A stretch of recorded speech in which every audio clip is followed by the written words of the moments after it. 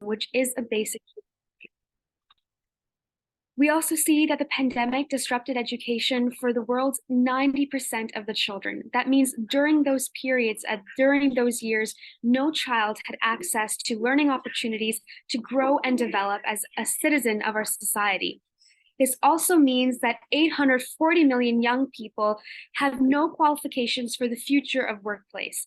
So of the children who are in higher education or who are already studying, who are in school, 840 million young people do not have the qualifications for the skills that they need to excel in the workplace of the future. And that calls for great concern. That means we must transform education, and this is the way that we have been setting forth the framework to do so. It's time to now be bold. And as Paulo mentioned, we were all united at the United Nations headquarters in September during New York last year for the Transforming Education Summit. And this was not only an opportunity to bring all key partners together, but also strengthen and accelerate the implementation of the current existing multilateral agreements that we have in the 2030 Agenda. And at this summit, we launched 5 different action tracks that are focused on reshaping education. And there were 7 calls to actions that were also launched at the summit.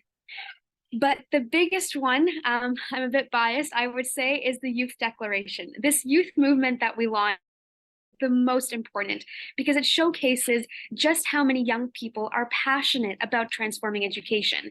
The process that we launched brought together almost 500,000 youth from 170 plus countries in the world. So we had an extensive consultation process to hear from the most marginalized students and hear from voices in rural communities that we usually don't necessarily include in these global consultations. So it was really great to hear these diverse perspectives and bring them all together in one consolidated piece that you see the United Nations Secretary General holding up in that declaration. That declaration is the key recommendations of young people for member states, civil society partners, and even other youth about the key actions that are needed to take to able to transform education. So we say transforming education, but how do we do it? This declaration has outlined that clearly. And we've seen this declaration become a big success. So we saw at the Transforming Education Summit, there was already a lot of youth engagement in the national commitment. So at this summit, each country member had produced a national statement of commitment, and 1 in 5 of these countries referenced youth and students in general in their statements. So that's 29 out of the 133 statements of commitment that we got. 1 in 7 of these countries talked about effective importance of youth engagement strategies that they will be implementing in their constituencies and in their nations. And 1 in 10 talked about how they will include young people in the engagement of policy processes or school governance. So, already we're making great strides. And although the numbers seem 1 in 10, it really does show that, 1 in 5 countries have already recognized the importance of having youth at the table. And now with this youth declaration, we're trying to get all of them to engage young people in policy governance and engagement strategies in their schools or their nations or their governments as well. So exciting stuff for sure. But where do we go from here? Well, we launched 5 different action tracks at the Transforming Education Summit. The first one being inclusive, equitable, safe, and healthy schools. The second one focused around learning and skills for life and sustainable development. The third with a focus on teachers, teaching, and the teaching profession. The fourth being the digital learning and transformation. We talk about how digital divide is very much existent, but it can also be an enabler for education. And we see that in really good practices in some communities as well. And then we have financing of education. Nothing can happen without the funding. So these are the 5 action tracks and the pillars that the summit was designed upon. But how do we take decisive action? Well, this is why we've launched the Global Youth Initiative. It is basically a movement that came out of the Youth Declaration to help young people like me and like people listening to this conversation today to take forward the recommendations that we wrote together in that declaration. So the key pillars of the initiative is to focus on youth empowerment and leadership, youth engagement and participation, and then all promoting the global youth-led education movement. But let's go into this a bit deeper. So this is kind of the key that the initiative would like to achieve. These are the key points and strategies and opportunities for young people and students to engage in. And I will go through this a bit briefly. So we talk here about youth empowerment and leadership, but what does it really look like? It means equipping young people with advocacy skills, with the knowledge and understanding about their own communities. You know, what does education policy look like in my community? What does the practice look like? Where do the gaps lie? Oftentimes, as young people, when we want to make a change, we don't really know where to start. You know, we don't know all the policies, we haven't read all the bylaws, and that's okay, because this is what we're trying to do. We're trying to make young people become more informed about their local environments around education policy and practice, and then equip them with skills around advocacy and movement building so that they can take forward and advocate for the gaps that they see. Another thing that we're going to be doing with this first section is on having access to funding for grassroots movements. My sister and I started our own nonprofit organization. We're called the Hope Sisters, and we help support so many people in different communities around the world to access education and uplift the well-being of girls and children at large as well.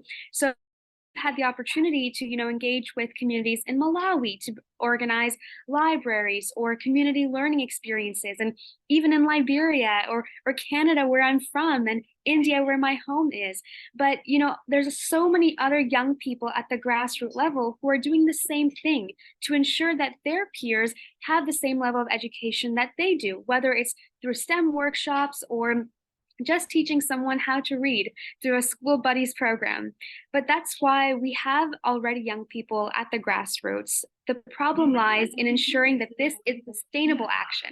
And that's why funding is really important. And that is a big pillar of the global youth-led movement for transforming education. The second one is around youth engagement and participation. What does really youth meaningful participation look like? What does it actually look like in practice? And how do we ensure that we have those mechanisms to engage diversity of youth and marginalized youth in communities?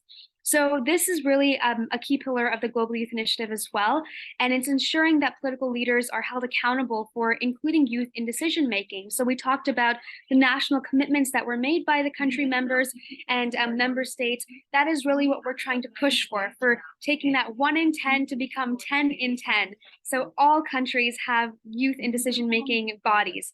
And then the third part goes towards that global education movement. So we've talked about the grassroots, the national advocacy, and now the global. And this global movement is really to connect different youth groups to develop a joint agenda around working together towards transforming education.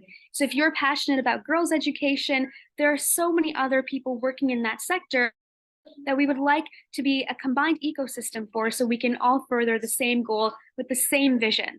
And another part of this is really increasing the understanding of youth engagement in education and opportunities that other young people can have to grow their own global movements. The last part of it, of course, is bringing together all key stakeholders. So teachers, students, youth, civil society partners, and public and private sectors, and of course government leaders as well. And so all in all, we've taken the youth declaration, taken all the youth voices, and turned it into a global youth initiative. And we launched this initiative in January, and we're so proud to say that we since then encouraged so many more young people to join this movement, and we've trained so many young people to learn about their communities and the global societies as well, about the gaps in education, and it's just the beginning. So that's all from my end. If you have any questions, please feel free to reach out. If you're a student or a youth working at the grassroots and you want to be connected with someone, do feel free to reach out to us, because we would love for you to join this movement. Thank you so much, Kenisha. Thank you so much. It's an honor for us to have you here today. I forgot to mention, but it's important to restate that Kenisha is the youth representative to the high-level steering committee at UNESCO, and she walked the talk by being on the decision-making tables and represent young people, but we need more, as you said, as you call us to contribute. Thank you so much. Please go ahead, take your flights, and thanks for the flexibility of joining us from the airport. I much appreciate it. I'm honored by your presence here. Take care. We keep in touch. Thank you so much. Thank you. So now I invite everyone to come back to the lobby and join the next session that is starting now on curriculum change and how students are driving it. See you all on the other side.